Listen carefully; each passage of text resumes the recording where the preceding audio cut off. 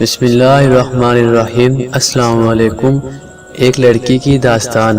ایک ہفتہ قبل میں کراچی کے ایک بڑے ہسپتال میں کمر کی تکلیف کے چیک اپ کے لیے گئی۔ میری ماں بھی میرے ساتھ ڈاکٹر کے دفتر میں گئی، لیکن معائنہ کرنے والے روم میں نہیں گئی۔ یہ ایک چھوٹا سا کمرہ تھا۔ کمرے میں صرف 2 آدمی تھے، ایک نرس اور ایک میں۔ خود میری تکلیف کی نوعیت اس بات کی متقاضی تھی کہ میں اپنی شلوار اتار کر ڈاکٹر اور نرس کو معائنہ کرنے کی اجازت دوں۔ نرس نے مجھے ایک کتا دیا اور معائنہ کے لیے کمرہ تیار کرنے کے بعد ڈاکٹر کو بلا لیا۔ ڈاکٹر نے میری کمر کو ایک نظر دیکھ کر مجھ سے تکلیف کے بارے میں پوچھا۔ میں نے بتایا کہ سرجری کے بعد مجھے کمر کے نچلے حصے میں درد رہتی ہے۔ اس نے میری کمر دبائی اور مجھ سے پوچھا کہ دبانے سے کوئی اثر محسوس ہو رہا ہے یا نہیں۔ میں نے ڈاکٹر کو بتایا کہ کہاں درد ہے اور کہاں نہیں۔ جب معائنہ ختم ہوا تو ڈاکٹر نے اچانک میرے جسم کے پچھلے حصے پر زور سے ہاتھ مارا۔ میں نے اسے معائنے کا حصہ ہی سمجھا، لیکن یہ میرے لیے حیران کن تھا۔ اس نے پھر بتایا کہ اب کوئی درد نہیں ہوگی۔ میں بہت پریشان ہو کر رہ گئی۔ میری پشت پر ہاتھ مارنے کے بعد ڈاکٹر روم سے نکل گیا۔ میں نے اپنی شلوار اوپر کرتے ہوئے نرس کی طرف دیکھا۔ اس نے اپنی نظریں نیچے کر لی، لیکن اس کے لہجے سے مجھے اس کا جواب مل گیا کہ وہ اس واقعہ پر شرمندہ ہے، لیکن کچھ کر نہیں سکتی۔ میں روم سے نکل کر ڈاکٹر کے دفتر پہنچی، جہاں میری ماں میرا انتظار کر رہی تھی کہ پتہ چل سکے ڈاکٹر کا کیا کہنا تھا۔ ڈاکٹر نے کہا کہ کوئی بڑا مسئلہ نہیں ہے اور میں بالکل ٹھیک ہوں۔ اس نے میری طرف دیکھتے ہوئے پلکیں تک نہیں جھپکی اور میں نے نظریں نیچے کر لی۔ ماں نے پریشانی کے عالم میں پوچھا کہ درد کی پھر کیا وجہ ہو سکتی ہے۔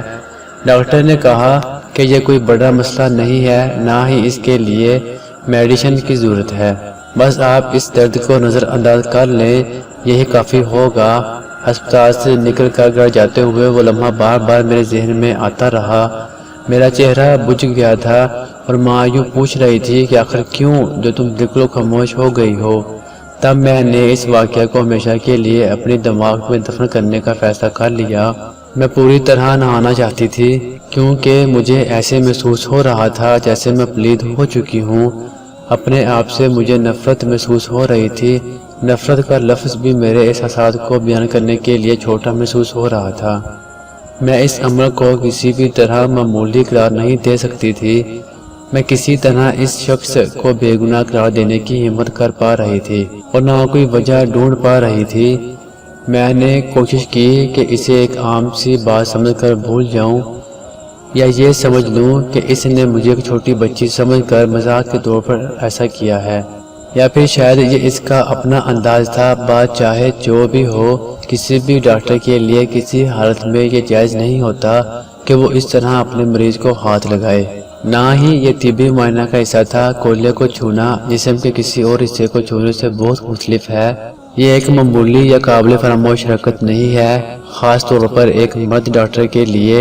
ایک خاتون مریضہ کو اس طرح چھونا تو بالکل ہی نامناسب ہے۔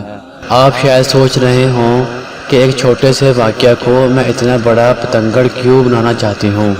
اب میں اس کو دوسرے الفاظ میں بیان کرتی ہوں کہ ایک بڑا سرجن کراچی کے ایک بڑے ہسپتال میں بیٹھ کر کسی لڑکی کی پشت کو دوران معائنہ چھو لیتا ہے۔ کیا اس کی یہ حرکت آپ کو بے چین کرتی ہے؟ میں اس بارے میں کچھ لکھنا نہیں چاہتی تھی، لیکن میرے آس پاس کے عقلمند اور سمجھ رکھنے والے دوستوں نے مجھے لکھنے کا مشورہ دیا۔ خاموش رہنا کبھی بھی اس بات کی علامت نہیں کہ آپ کے ساتھ دوبارہ اس طرح کے رویہ نہیں اپنایا جائے گا۔ میں نے میڈیا میں آنے کا اس لیے فیصلہ کیا کہ اگر ایک شخص بھی یہ پڑھ لے اور اپنی کہانی دوسروں کو بتانے پر رضامند ہو جائے تو میرے الفاظ اور سوچ کی قیمت ادا ہو جائے گی۔